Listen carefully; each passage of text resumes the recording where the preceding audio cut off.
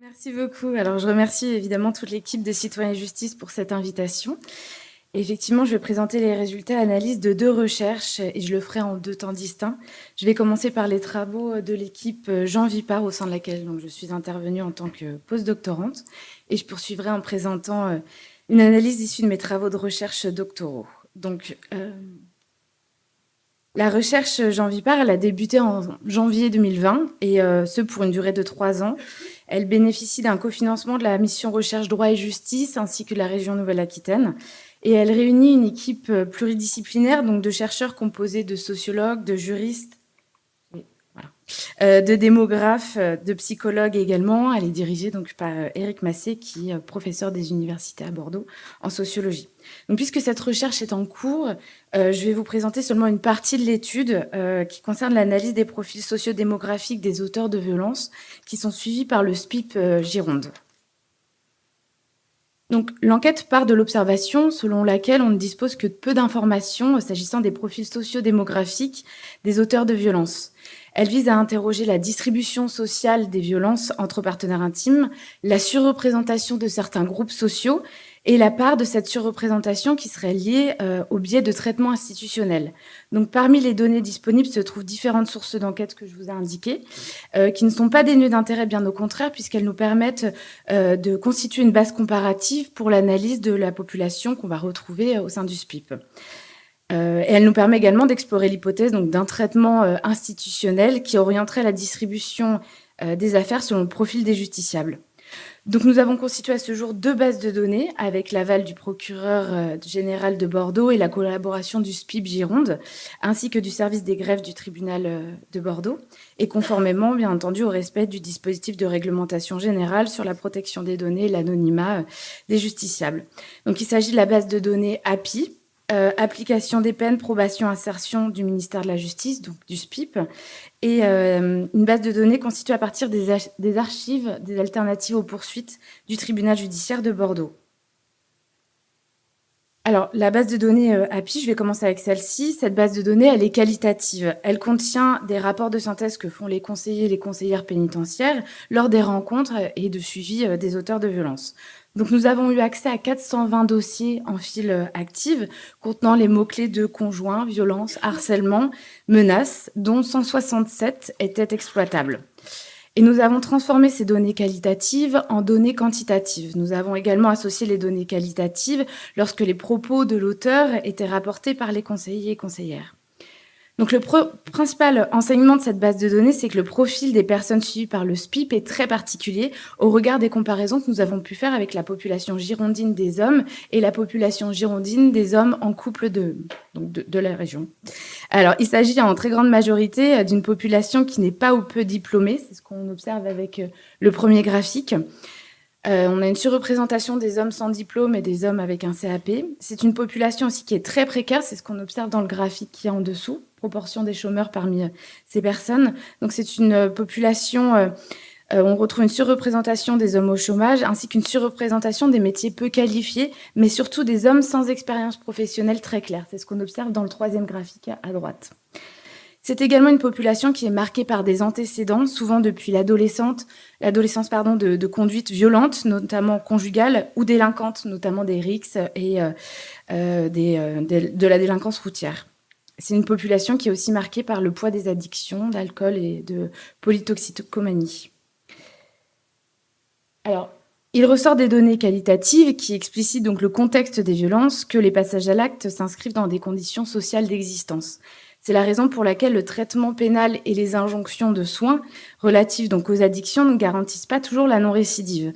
Car dans ce contexte, la séparation n'est pas systématiquement effective. Les couples ont parfois des difficultés à se séparer sur le plan relationnel, mais également sur un plan matériel. Du point de vue des masculinités, le profil est celui de personnalités souvent impulsives et disposant que de peu de ressources autres que la violence pour faire face donc aux reproches liés aux charges domestiques et parentales, à des formes de jalousie et de non-acceptation de la séparation. Au sein de cette population, il n'existe pas de surreprésentation des personnes migrantes, mais il apparaît toutefois que la migration peut conduire à des difficultés d'insertion sociale et professionnelle et peut exacerber la détérioration des liens conjugaux. Enfin, il existe une minorité d'auteurs qui font plutôt partie de la classe moyenne socialement insérée, dont les violences semblent souvent liées à un refus de la séparation. La compagne devient à ce moment l'objet de la perte de contrôle. Et nous rencontrons par exemple le cas d'hommes, donc d'origine française ou migrants eux-mêmes, qui font venir de l'étranger leurs compagnes, des pays de l'Est ou du Sud, sur la base d'un modèle conjugal patriarcal. Et seulement, ces dernières se lassent d'une vie de subordination et font les démarches d'une séparation. Donc dans ce cas, le ressentiment conduit ces hommes à inverser les causes et les effets en soupçonnant ces femmes d'avoir prévu dès le début de les instrumentaliser afin d'accéder à une migration légale. Donc, afin de vérifier si l'échantillon qu'on a pu observer au SPIP Gironde est représentatif, l'enquête elle va se poursuivre avec la base de données Genesis, donc Gestion nationale des personnes écrouées pour le suivi individualisé et la sécurité. Et si c'est le cas, cela confirmerait donc l'existence d'une surreprésentation des milieux les plus précaires parmi les condamnés. Il s'agira alors d'expliquer le décalage entre ces bases de données et ce que nous enseignent les enquêtes de victimation et ce que les professionnels de la justice déclarent majoritairement, à savoir que ces violences ne sont pas réservées à un certain type de milieu social, mais se retrouvent vraiment dans tous les milieux sociaux. Donc c'est la raison pour laquelle nous avons cherché à comparer les profils de la population API-SPIP, donc avec ceux des personnes qui échappent à la condamnation via des dispositifs d'alternatives aux poursuites. Donc nous avons pu avoir accès aux archives du tribunal judiciaire de Bordeaux concernant ces alternatives qui sont traitées soit par un rappel à la loi, soit par un classement sous condition pouvant être assorti d'une interdiction de contact, d'une injonction de soins ou d'un stage de sensibilisation donc, aux violences conjugales.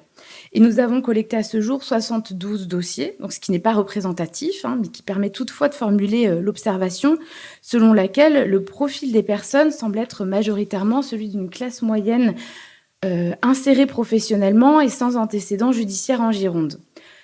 Par ailleurs, ce qui motive le plus souvent l'alternative aux poursuites, c'est que les violences incriminées semblent conjoncturelles et non porteuses de risque de récidive.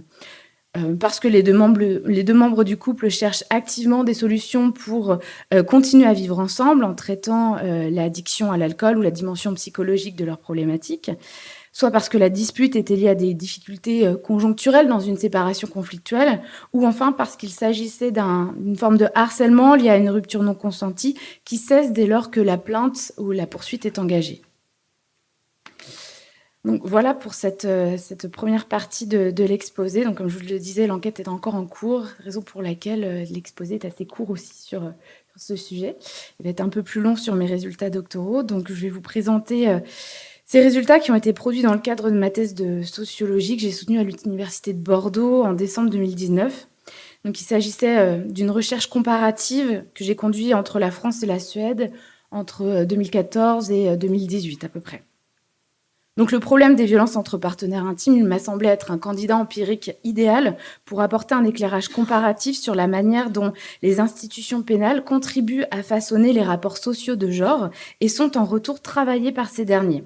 Donc plus concrètement, et pour mettre en pratique un tel enjeu sociologique, j'ai mobilisé plusieurs approches. Une première méthode consiste en l'analyse de la manière dont les violences sont définies dans les politiques publiques et dans les textes de droit, donc ceux en France et en Suède. Ensuite, la recherche déplie le processus pénal et interroge les logiques organisationnelles du traitement des violences et les représentations des professionnels. Donc ce matériau, il est constitué de plus d'une centaine d'entretiens conduits auprès des professionnels de la justice, donc des opérateurs de police, des agents de patrouille, enquêteurs, médecins légistes, experts psychiatres, psychologues, procureurs, juges, conseillères pénitentiaires d'insertion et de probation, intervenantes sociales, et également de plusieurs séries d'observations, des auditions de police, des audiences au tribunal et des stages de responsabilisation pour auteurs de violences. Donc ma thèse, elle documente ainsi la succession des épreuves qui composent le processus pénal, donc de la qualification d'une affaire, donc d'abord son objectivation, ensuite sa qualification, son orientation et sa sanction. Donc c'est un processus au cours duquel les dimensions politiques et morales de ces affaires, du phénomène des violences, s'incarnent donc en des situations concrètes et routinières pour les professionnels. Et ce, dans les deux pays donc. Mon propos aujourd'hui, il se concentrera davantage sur les 19 entretiens que j'ai pu conduire avec des auteurs de violences que j'ai recrutés lors des stages de responsabilisation auxquels j'ai pu assister. Donc ces entretiens, ils se sont tenus la plupart du temps au sein des structures associatives qui m'accueillaient pour les observations, Généralement quelques semaines après, la fin du stage de responsabilité, donc généralement également à l'occasion, de l'entretien bilan, avec, les conseillères, et les contrôleurs, socio-judiciaires. Où j'en suis? J'en suis là, je crois. Alors effectivement, lorsque la justice qualifie un événement de, violence conjugale à l'issue, comme je disais, d'un processus bureaucratique qui s'inscrit dans le temps long, elle affecte l'identité sociale des justiciables en leur attribuant l'étiquette d'auteur de violence. Ce qui nous intéresse tout particulièrement dans le cadre de cette intervention, c'est l'expérience que font les individus de cette étiquette stigmatisante, la manière dont ils y résistent et dont elle transforme ou renforce leur représentation et leur comportement eu égard aux violences. En sociologie, donc certaines recherches se sont intéressées aux récits que les auteurs de violences font de leur expérience.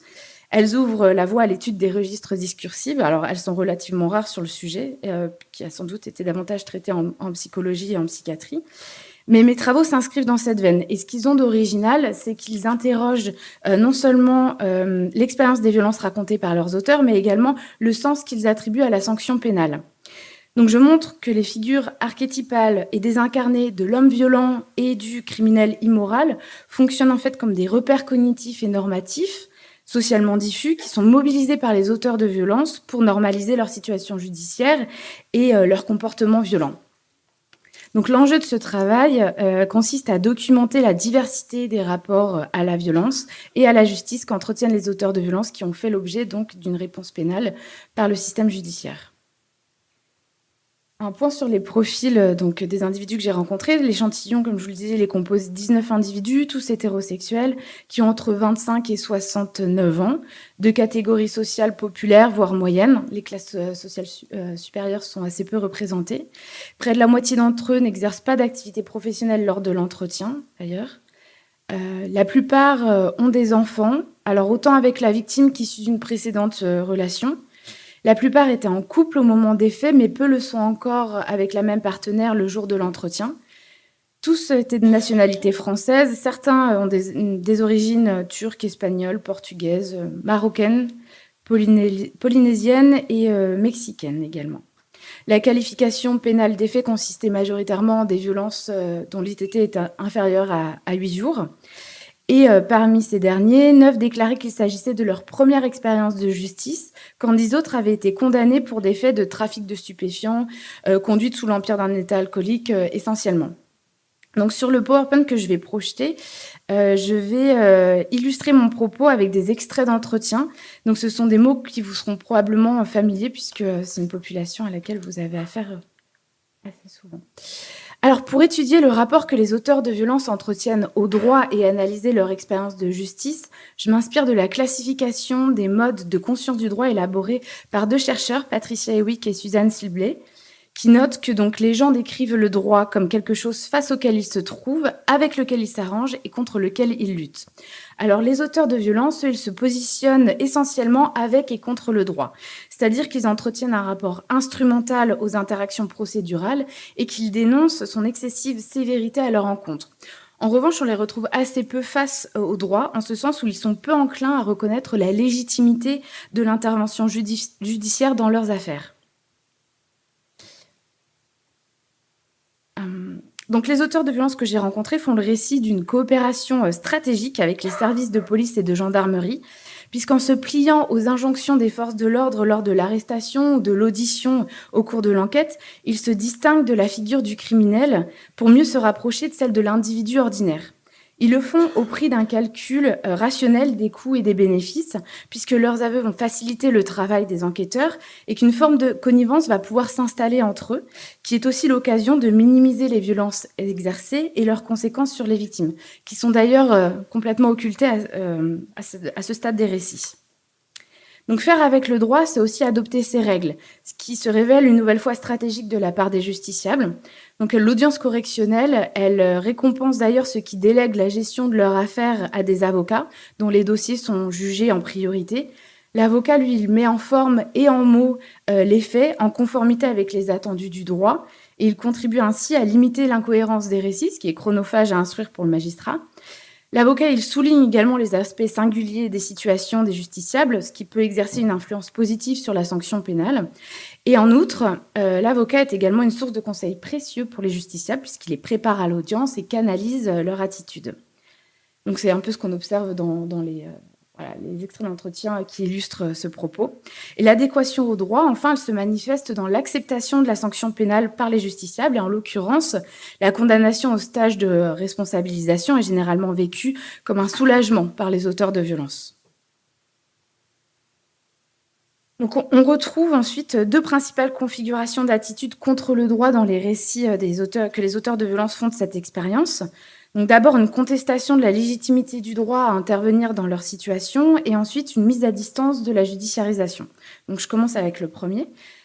Puisque l'arrestation, la garde à vue, le recueil de l'empreinte digitale et génétique, puis le passage à la barre lors de l'audience lorsqu'il y en a une, eh bien tout cela constitue une cérémonie de dégradation de leur statut social. C'est vraiment comme ça qu'ils le racontent. Leur identité leur semble se réduire à cette seule infraction, et ce d'autant plus qu'ils éprouvent des difficultés à distinguer ce qui relève de la routine standardisée ou de la procédure exceptionnelle dans le traitement qui est fait de leur cas.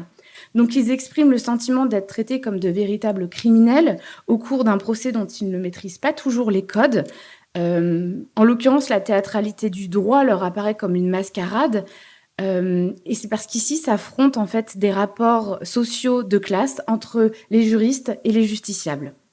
Ils estiment également souvent pâtir des politiques publiques volontaristes en la matière et servir d'exemple pour contrebalancer les représentations d'une justice inopérante. Donc la féminisation de la justice ajoute à la crainte d'une connivence de pair entre les femmes victimes et professionnelles du droit. In fine, c'est donc un miroir déformant que leur tend la justice, au sein duquel se reflète une figure ayant des traits communs avec le criminel des représentations sociales. Et c'est ici qu'on pourrait sans doute retrouver la notion de honte qu'évoquait le docteur Coutenceau à l'instant. Donc les auteurs de violences ont ainsi la certitude que les enquêteurs agissent de manière arbitraire en insistant auprès de leurs compagnes et anciennes partenaires pour que celles-ci déposent plainte, ce qui contribue à les considérer comme agies plutôt qu'actrices de la procédure pénale. Donc rapidement sur les extraits d'entretien que j'ai mis ici pour illustrer, on voit donc Raoul qui nous dit que voilà, une réduction vraiment de son identité à cette seule infraction. Souleymane qui raconte avoir été traité comme un criminel. Enfin, Quentin qui montre bien ce sentiment de pâtir des politiques pénales volontaristes en disant, voilà, maintenant ils se sentent obligés de rattraper le retard. Alors, s'ils regrettent parfois de ne pas avoir eu l'opportunité de dénoncer les violences dont ils accusent leurs partenaires, ils expriment le plus souvent une distance face à la judiciarisation. Donc, il y a deux principales logiques qui guident ce parti pris. Les auteurs de violences prétendent être animés par un désir de pacification qui les encouragerait à taire les violences dont ils auraient fait l'objet. C'est ce que nous raconte ici donc Driss, disant qu'il aurait eu honte de porter plainte contre la mère de ses enfants. Ils se sentent engagés par un devoir moral qui dépasse le lien conjugal et qui sacralise la figure de la mère. Ils dénient ainsi la responsabilité de la procédure pénale puisque la plainte déposée consiste en une trahison de leur partenaire par la publicisation des affaires privées du couple. C'est ici ce que nous raconte donc Rémi. Si ça se passe mal, c'est parce qu'elle aura voulu que ça se passe mal. Donc, c'est oublier le fait qu'à l'origine de cette procédure, il y a un passage à l'acte. Donc, il présente une attitude de résignation, arguant que la violence exercée par les femmes ne marque pas durablement le corps des hommes, tandis que le corps des femmes, lui, imprime, et souvent exagérément dans leurs propos, la violence des hommes. Et cette violence des femmes, elle serait, selon eux, pas suffisamment prise au sérieux par les services de police. L'institution étant caractérisée par une exacerbation de la virilité, elle n'admettrait pas que puissent être inversées les représentations normatives de la féminité vulnérable et de la masculinité virile. Donc. Les auteurs de violences ont ainsi le sentiment que la justice les décourage à la mise en œuvre d'une procédure pénale. Ils sont peu informés de leurs droits, généralement, ou des procédures dont ils ont fait l'objet. Et c'est souvent lors du stage de responsabilité que leur situation et que leur trajectoire judiciaire s'éclairent, puisqu'ils y reçoivent généralement une formation au processus pénal. Donc les extraits d'entretien choisis donnent un aperçu de l'ambivalence des rapports au droit entretenus par les auteurs de violences que j'ai rencontrés. Leur proximité au droit est tournée donc vers un objectif de contraste de la figure du criminel et plus généralement, ils contestent la légitimité des dispositifs judiciaires dont ils jugent, excessifs et qui sont déployés, pour la prise en charge de leur situation. Au cours de leur trajectoire judiciaire, les auteurs de violences condamnés sont amenés à faire le récit des faits à 3 reprises à minima. Donc au commissariat, ou à la gendarmerie lors de la déposition, face au tribunal, ou dans le bureau du procureur selon l'orientation pénale de leur, affaire et enfin lors du rendez-vous préalable au stage de responsabilisation avec donc le contrôleur judiciaire qui assure le suivi de leur dossier. Ces occasions, elles comportent d'importants enjeux du point de vue de la procédure pénale et à contrario, l'entretien sociologique, lui, il arrive en fin de parcours et il ne comporte pas d'intérêt judiciaire. Il a ainsi pu être saisi comme une opportunité de fournir une version probablement moins censurée de leur rapport à la violence, mais toujours ambivalente, puisque la violence est généralement assumée tout en étant matinée de déni et de minoration. Il est ainsi, je crois, fondamental de distinguer les récits des expériences de violence, des violences effectivement exercées. Donc les auteurs de violences que j'ai rencontrés se décrivent et décrivent généralement leur situation précédant la judiciarisation comme tout à fait ordinaire. Donc ils répondent aux injonctions sociales qui consistent à incarner un schéma classique avec donc pour la plupart un travail, une compagne, un logement, des enfants. C'est aussi le cas lorsqu'ils ont connu des trajectoires biographiques peu linéaires, comme une expérience de migration, une enfance difficile avec placement en famille d'accueil, des violences parentales, de la précarité, des décès. Leur situation semble toujours trouver une forme de stabilité avant la rencontre amoureuse.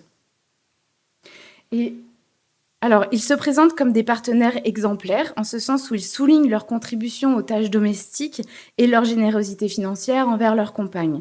Ils font le récit d'un désajustement entre les modes de régulation traditionnels des rôles de genre et des négociations conjugales, et les exigences contradictoires dont ils accusent leurs compagnes. Les aspirations conjugales des femmes auraient ainsi évolué vers une insatisfaction chronique, tandis que les compétences des hommes, elles, semblent figées. Ils sont des chevaliers, mais les filles ne sont plus des princesses. Alors, ils se disent chevaliers au ce sens où ils assument généralement la part majeure de l'économie du ménage en tant que principaux pourvoyeurs de revenus, mais cela ne leur assure plus ni la reconnaissance ni la fidélité de leurs compagnes. C'est un peu ce qu'on observe dans le récit de Raphaël qui dit qu'il a payé ses retards de loyer, mais elle l'a trompé. Voilà, c'est ce qui illustre tous ces extraits d'entretien. Ils insistent ensuite sur les motivations altruistes qui les animent dans leur rapport avec leur compagne et soulignent qu'elles ne se montrent pas suffisamment reconnaissantes de l'aide apportée. Alors, du fait des contreparties attendues, la frontière est ténue entre la bienveillance et le contrôle exercé sur les comportements et les fréquentations de leur compagne. Donc, infantilisées sur un plan économique, on vient de le voir, elles sont aussi dépeintes comme immatures sur un plan affectif. Elles entretiennent des interactions ambiguës et complexes avec les hommes en général, et plus particulièrement avec leur père et leur ex-partenaire. Et alors le souligner, ça permet aux auteurs de violences que j'ai rencontrés d'inscrire les tensions et les violences dans une économie plus générale et pas seulement restreinte à leur conjugalité. Cela leur permet également de convoquer la responsabilité de leur compagne dans le passage à l'acte. Donc c'est un peu ce que nous dit Alain, je la protégeais des hommes, ou Quentin qui disait c'est comme si j'étais son père et qu'elle faisait sa crise d'adolescence. Ou Souleymane, qui nous raconte avoir pitié pour elle, puisqu'elle n'avait pas de famille. Son ex-partenaire n'avait pas de famille. J'ajouterais simplement qu'ils évoquent souvent leur sexualité comme un indicateur fiable de la santé de leur relation. Alors, elle peut être normale, récurrente, passionnelle, et souvent compensatoire en cas de dispute, mais elle peut aussi être inexistante, et donc problématique, voire objet d'adultère, de jalousie, de dispute et donc de violence. De manière générale, encore une fois, le terme de violence est évité, ce qui déguise le déni en minimisation des violences exercées. Donc certains évoquent des doutes relatifs à la pertinence de leur participation à ma recherche, tandis qu'ils ont pourtant été convoqués au stage de responsabilisation. Donc ici, c'est le cas de Frédéric, voilà. D'autres mobilisent la figure archétypale du macho violent qui exercerait de vraies violences, plus spectaculaires, plus intolérables, plus immorales car gratuites. Et ce procédé produit une banalisation du passage à l'acte et suggère que certains modes opératoires pourraient bénéficier d'une forme de tolérance résiduelle en gravitant autour de la catégorie des violences, mais sans s'y conformer complètement. Donc, ces extraits d'entretien illustrent les définitions qu'entretiennent les auteurs de violences à leur violence. Leur approche, on le voit, elle n'est pas compréhensive de l'expérience vécue par les victimes et le terme de violence conjugale est limité aux violences physiques les plus graves lorsqu'il s'agit des violences masculines. Parce que lorsqu'il s'agit des violences des femmes, lorsque celles-ci sont évoquées en revanche, la définition des violences conjugales, là, elle intègre les violences psychologiques. Par ailleurs, la présence, quoique en infériorité numérique, de femmes durant les stages de responsabilité, eh bien, ça les conforte dans l'idée selon laquelle les violences qu'ils ont exercées ont un caractère réciproque. Toutefois, la violence des femmes serait moins objectivable que la violence des hommes, d'où le traitement différencié des violences selon le genre des justiciables que j'évoquais plus tôt. Et ainsi la disqualification d'emblée des violences par les femmes, par les services de police et de gendarmerie dans leur discours et dans leur représentation. Alors, la minimisation, elle touche également leurs responsabilités s'agissant des séquelles des violences sur les victimes. La stratégie, elle consiste ici à employer la voie passive. Ainsi, si certains reconnaissent les violences exercées, leur responsabilité ne s'étend pas jusqu'aux conséquences de celles-ci. C'est ce que nous dit Thomas, parce qu'il emprunte cette formule « elle a saigné du nez », ou alors Arnaud qui dit qu'elle est tombée et elle s'est mis un coup. Mais moi, j'ai pas porté de coup. Donc leur responsabilité, elle revêt un caractère très ambivalent au bout du compte, puisque le passage à l'acte, il est présenté comme un choix contraint par différentes circonstances, dont le comportement de leur partenaire et leur incapacité à communiquer. Alors la violence n'est pas un outil de communication, mais plutôt sa négation, le moyen d'y mettre un terme lorsque les précédents arguments n'y sont pas parvenus. Donc de leur propre aveu, elle illustre également une certaine forme de fragilité. Ce que nous dit Quentin, donc c'était vraiment pour que ça s'arrête. Ou alors Rémi qui nous dit avoir perdu le sens du discernement et qu'au fond il essayait d'exprimer quelque chose, une souffrance.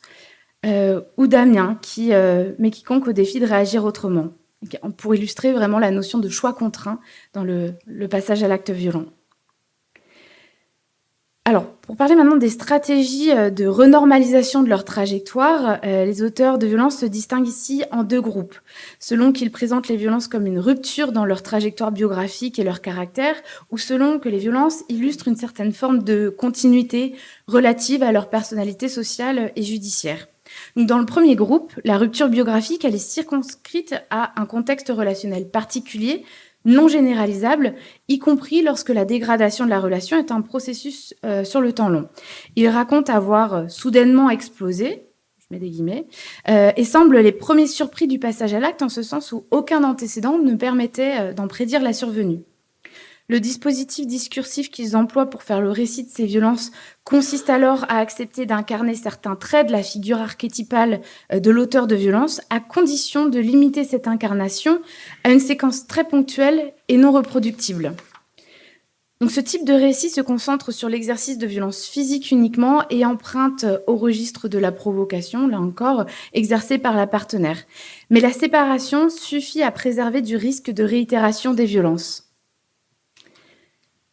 Le second groupe, lui, mobilise des arguments plus équivoques. Le passage à l'acte paraît moins inattendu au regard de leur trajectoire biographique, qui est déjà imprégnée d'infractions pénales, ainsi qu'au regard de leur personnalité. Donc le rappel de cet ensemble de prédispositions permet de banaliser le passage à l'acte en suggérant que leur partenaire devait composer avec cette part de leur identité. Là, je vous renvoie donc à l'entretien conduit avec Arnaud, qui nous dit, alors au réveil, si on m'agresse le matin, je peux piquer. Voilà, donc sa partenaire devait faire avec ce trait caractériel. La violence agit ici donc comme une disposition qui, une fois activée, resterait en veille et serait susceptible de ressurgir. C'est ce que nous disent les deux autres enquêtés. Voilà, notamment Raphaël qui nous dit que cette violence, même si je l'ai au fond de moi, j'essaye de me demander ce qui vaut la peine et ce qui ne vaut pas la peine. Ou alors Stéphane qui nous dit avoir pris conscience qu'il avait ça en lui. Alors cette confession, elle n'est pas désintéressée. Elle offre l'opportunité aux auteurs de violence de valoriser leur prise de conscience en marquant le contraste entre leur impulsivité et le contrôle qu'ils exercent désormais sur leurs émotions. La judiciarisation de leur violence est présentée comme un événement, comme une épreuve de conscientisation qu'ils auraient traversée avec succès. Enfin, les violences sont présentées comme un phénomène social incontournable et non circonscrit aux relations conjugales. Donc le fait de vivre dans un monde violent normalise l'existence des violences interpersonnelles. La dimension collective de l'expérience de la transgression de cet interdit social et pénal a des vertus tranquillisantes, en ce qu'elle permet de tenir à distance donc la figure archétypale de l'auteur de violence. Ces violences, elles sont ainsi dotées d'une envergure générale, génétique, qui les naturalise, tout en signifiant aussi une forme de régression, car leur exercice est renvoyé à l'idée d'une pulsion animale, ce qui n'est pas très valorisant. Se dessine ainsi l'idée d'une violence ordinaire, banale, historique et incarnée, constitutive de l'individu, mais aussi constitutive de la société. En conséquence, cette violence, elle semble injustement et très sévèrement sanctionnée.